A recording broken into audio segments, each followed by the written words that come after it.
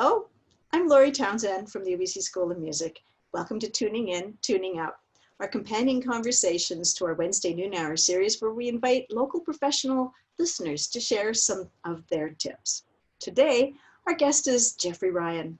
Though based in Vancouver, he travels often and has been the featured composer at many festivals and competitions across Canada and beyond. Plus, he receives many commissions. I first encountered Jeffrey Ryan when he was composer in residence with the Vancouver Symphony. He has also taught here at the school from time to time. I've so enjoyed his works and how he approaches music. Welcome, Jeffrey. Thanks so much, Laurie. It's great to be here. Well, I think of composers as having superpowers, with the ability to hear music in their head. But that's not how us mortals hear. So to start, can you tell me a bit about listening to music and how you approach listening as a composer? Well, you know, it's funny that you talk about hearing music in your head because that's a perfectly natural thing for me. And it was only a few years ago that I did learn that not everyone can do that. I was at a party once and we were talking about, I don't know, the latest Madonna song or something. And I said, well, whenever you need to hear it, can't you just play the recording in your head? And they looked at me like, no. So I don't know, I have one of those brains that, I mean, if a song is in my head and if I know the recording, I can just kind of play it. And that's not quite the same as composing, but imagining the sound is also something that comes out of that.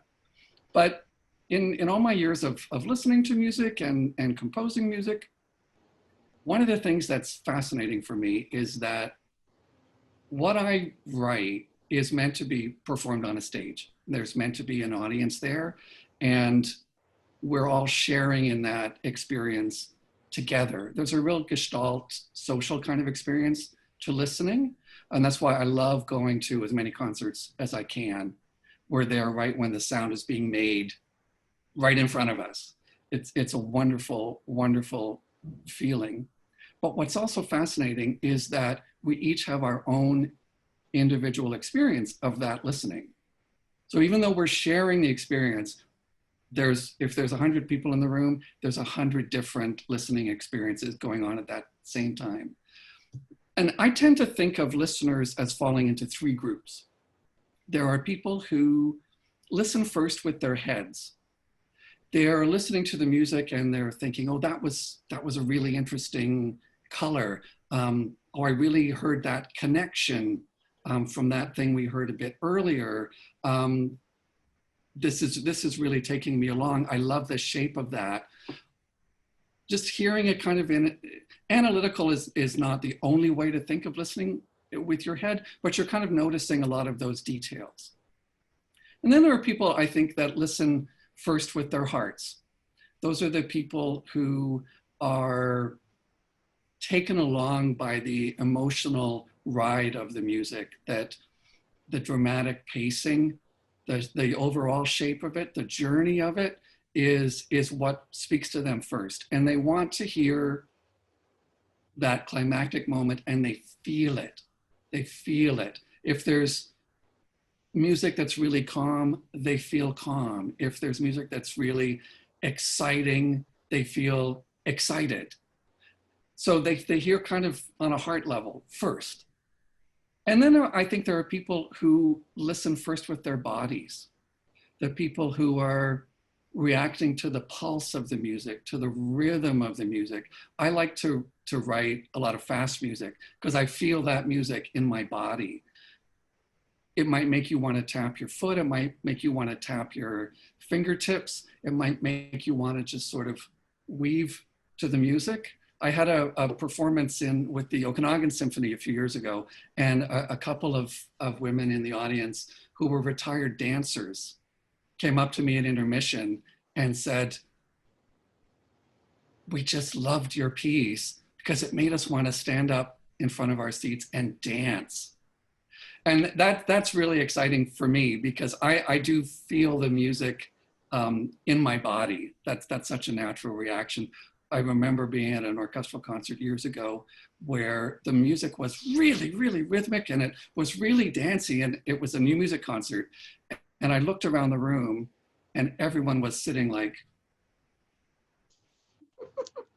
and I thought, how can you not be moving to this music? It's so exciting. So I think of those three kinds of listeners. And when I write music, I try to think about having something for those listeners. It doesn't matter how you come to listening first, that there's something there for you. That's really cool. So that informs how you approach writing music in some ways. I'm thinking that I probably am a combo heart and body listener. So can you tell me just a little bit more about how this goes with the writing? Yeah, I kind of think on all of those levels when I'm writing music, and I want the person who listens primarily first with their head to find something that engages them, and I'm going to take them along. If they listen with their heart, something that engages them, and I can take them along. If you listen with your body, there's something there that can take you along, and hopefully you want to listen to it again. And that's one of the things about live concerts, is that they're completely ephemeral, right? It happens and then it's done. So hopefully you have another opportunity to hear that piece, and hopefully there's going to be something new, some new discovery when you hear the music the next time. Maybe if you listen first from your heart, you can still experience it in that way, but then you start to notice connections in the music, or you start to notice the pulse more, or something like that, that you might bring in another part of you as part of your listening experience. And that's what it's like for me when I listen to other people's music.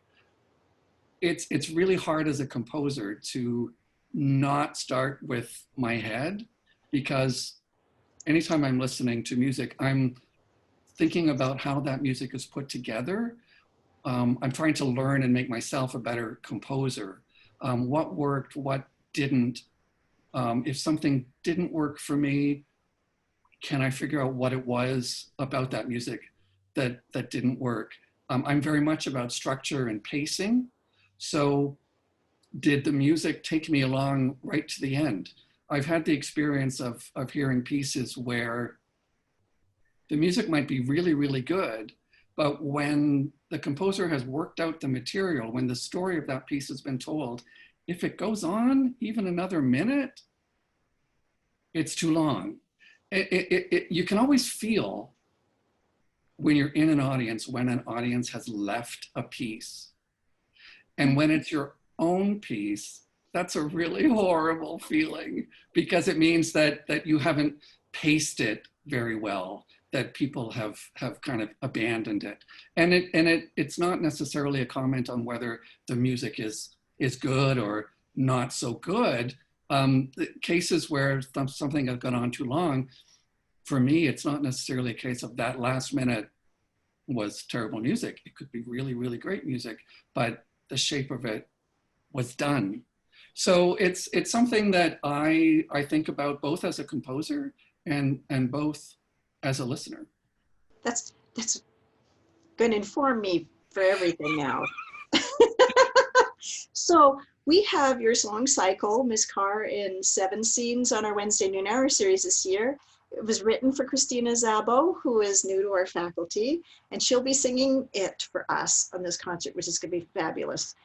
Your music and the words from letters written by Emily Carr, so much material, so much richness, so many choices. What was your journey in this? Well, it was a very long journey. It actually started with this. I'm going to show you this, if you can see this. This is Hundreds and Thousands, which is the published diaries of Emily Carr. You can see all of these little Post-it notes attached. This is over 300 pages. I bought this book when I was still a doctoral student in Cleveland. It's kind of strange that I bought the diaries of a Canadian artist while I was living in the States, but there we are.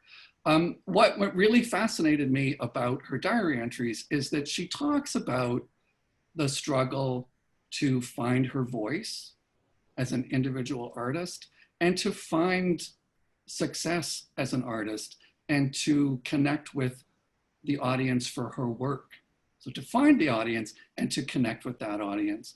And as someone who was about to start his own career as a freelance composer, that really spoke to me. So this book went on the shelf, and many years later, the Canadian Art Song Project, Stephen Philcox and Lance Williford got in touch with me and asked me to write a song cycle for Krisztina. And I've known Kristina's work for a long time. She is a phenomenal performer, musician, communicator, and I love writing for the voice. So it was like, yes, I would be more than happy to do that. And I thought about this project, and it was going to be a 25-minute piece. So I went through these 300 pages of diary entries, and I just put Post-it notes everywhere I found something that could work as a kind of storyline. I thought of it a bit as a monodrama.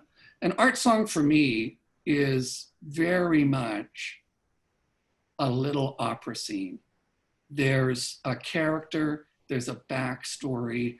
The piano is not just accompaniment. The piano is an equal player in the art song, the way that an orchestra in an opera is the subtext that's giving you all these insights into what's going on behind the scenes. That's how I approach art song. So I went through all of these choices and pulled out like 25 pages of quotes. Of course, they're not poetry, right? They're all prose. She wrote them as diary entries. So not everything is going to lend itself to being sung. So that was one thing that I had to think about. And there were lots and lots of directions that it could have gone. I chose the direction that was about finding her artistic voice, because that's something that speaks to all artists. And I think that for an audience, that story is something that they need to hear, that it's something that artists are always trying to make themselves better and communicate something. She was very much about trying to capture what she saw in nature in front of her and get that onto the canvas and then convey that through. And it was a big struggle to find that. So ultimately, I put together this kind of, you could call it kind of a libretto, where she starts out trying to capture the mountain. And then at the end, she says, I have uncovered the mountain. So there's a real journey, and there's some humor in it. There's frustration. There's a segment in the middle where there are 3 short songs that make up the 4th scene. And each of them has to do with letters. And one of them is having to write to art galleries where she sent her work kind of on spec. Will you try to sell this? And then she never hears from them. Well, I can tell you as a composer, we send out our music to all kinds of ensembles in the hope that they'll look at it and think, yeah, I'm going to program this. This is great. We send them out cold and we never hear anything. Like that is a universal experience. So that's one of the letters. Another is a review that she got that was kind of an eye-rolling review as far as she was concerned. And then she got a fan letter. She got a fan letter from a woman named Hannah Lund. Hannah wrote to her to tell her that she had seen a painting of hers called Peace, and that in it she saw divinity, and that it really spoke to her, and she wanted to tell Emily that. When Emily got that, she realized in that moment, with this person, I've succeeded. She understands what I'm doing and I've connected with her. And the last line in her diary entry for that is, when I read that, I cried hard. And I can relate to that. Like it's thrilling when someone understands what it is that you're trying to do and you've managed to connect and you've managed to communicate something and share something with that individual listener. It's a wonderful thing. When I set that in the song for Krisztina, before writing the piece, Krisztina and I had some conversations about what's your high note, your public high note, what's your public low note, what's the range that you like to live in,